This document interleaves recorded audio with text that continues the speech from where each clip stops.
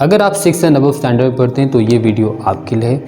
आज मैं आपको एक ऐसी एक्टिविटी के बारे में बताने वाला हूँ जो आप अगर करेंगे और जिसका सेंट्रल आइडिया आप अगर समझ गए तो आपकी लाइफ में बहुत सारी चीज़ें ईजी होने वाली है।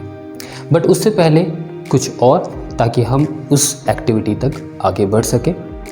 6 स्टैंडर्ड में जो बच्चे होते हैं वो 11 ईयर ओल्ड होते हैं या 11 ईयर ओल्ड से ऊपर होते हैं।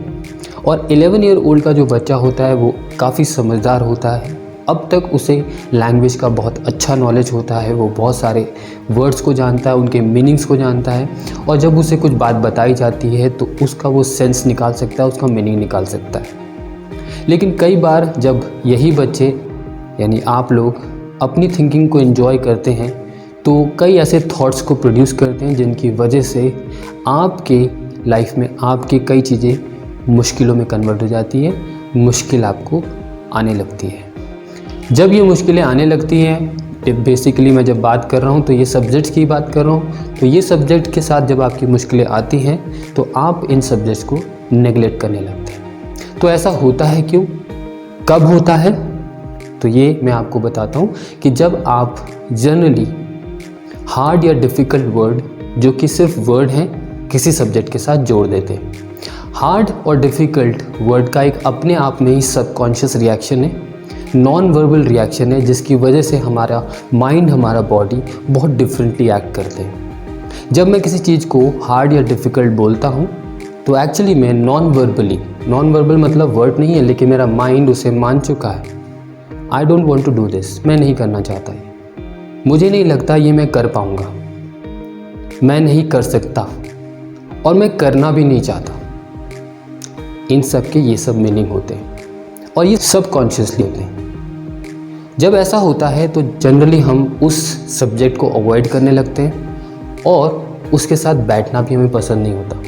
कोई और सब्जेक्ट जिसे हम अच्छा मानते हैं उसके साथ अगर हम अपना टाइम स्टडी करते हैं तो जनरली वो टाइम स्पेंड करना हमें अच्छा लगता है। लेकिन जब ऐसे किसी सब्जेक्ट का जिसे हम डिफ़िकल्ट या हार्ड समझते हैं उसके साथ अगर हमें 1 घंटा बैठना पड़े पढ़ने के लिए उसी सब्जेक्ट को, तो वो 1 घंटा बड़ा मुश्किल से कटेगा क्योंकि वो सब्जेक्ट ही मुश्किल हो गया।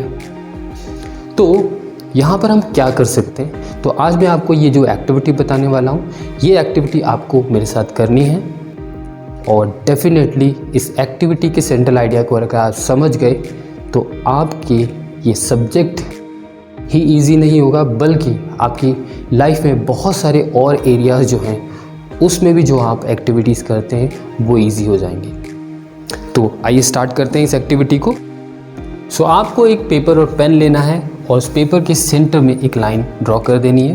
पेपर के लेफ्ट हैंड साइड में आपको लिखना है आई डोंट लाइक इट और राइट साइड में लिखना है आई लाइक इट। यहाँ पर आपको 3 पॉइंट्स अदर देन स्टडीज़ में क्या देखना पसंद नहीं है, क्या करना पसंद नहीं है और क्या खाना पसंद नहीं है, ये लिखना है। और राइट साइड में क्या देखना पसंद है, क्या करना पसंद है और क्या खाना पसंद है, ये लिखना है। तो मैं अपने अकॉर्डिंगली अपने पॉइंट्स लिख रहा हूँ और आप अपने पॉइंट्स लिखिए। सो सबसे पहले मुझे बॉलीवुड मूवीज़ नहीं पसंद है। So I don't like Bollywood movies and therefore it is hard for me to see Bollywood movies. Next, I don't like getting up early in the morning. So second point है, मुझे सुबह उठना पसंद नहीं है। So it is hard for me to get up early in the morning. And third, यहाँ पर I don't like में eating, मुझे pumpkin पसंद नहीं है। So I don't like eating pumpkin and that's why it is hard for me to eat pumpkin. अब आते हैं like में। So देखने में सबसे पहले animated movies. So animated movies कहीं भी किसी भी देश की हो, आई लाइक इट।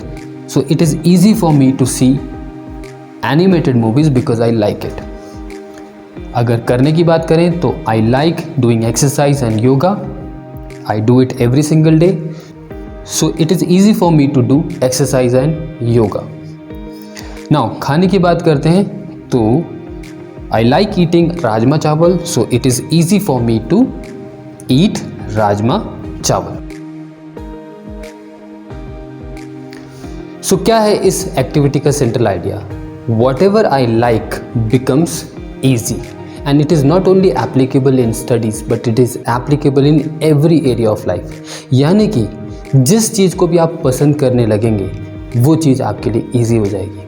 आप अपने सब्जेक्ट को लाइक नहीं करते हो, कुछ ऐसी पास्ट एक्सपीरियंसेस हैं आपके साथ लाइफ में, आपके सब्जेक्ट के साथ जुड़े हुए, कि आपको टीचर ने पूरी क्लास के बीच में खड़ा किया और कुछ पूछा और आपको नहीं आया और आपको बुरा लग गया।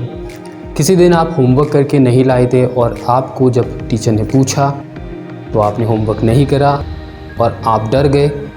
तो कोई ना कोई वजह हो सकती है जिसकी वजह से you start disliking your subject, और यही कारण है कि आपके लिए वो सब्जेक्ट हार्ड और डिफ़िकल्ट हो जाता है। बट अगर आप अपने सब्जेक्ट को लाइक करने लगेंगे तो डेफिनेटली आप उसके साथ बैठने भी लगेंगे, और आप जब उसके साथ बैठने लगेंगे तो आपका जो पेशेंस है आपके एफर्ट को मल्टीप्लाई करेगा और आपका सब्जेक्ट डेफिनेटली इम्प्रूव होगा। आई होप आपको ये एक्टिविटी, इसका सेंट्रल आइडिया समझ आया है और आप इस सजेशन पे काम करेंगे। Thank you so much for watching.